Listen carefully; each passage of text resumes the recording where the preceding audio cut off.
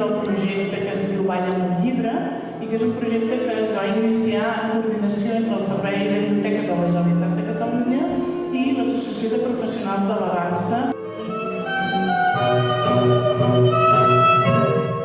Explicar un llibre amb la dansa és bastant... no és que sigui difícil, és un altre llenguatge, no?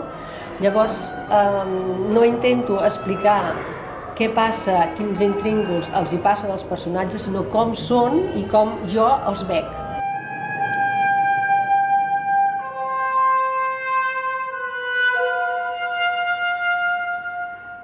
Al principi de la novel·la, la protagonista, la mare de la protagonista, es fuga amb un doctor andalús i deixa la seva família abandonats. Això és un lastre per a aquesta família. Estan apastats. Què passa? Una mare pot deixar una família, que és això. Llavors la filla, a partir d'aquell moment, ja sembla que aquella noia ja no farà mai més res de bo i tothom la maltracta i tothom la critica.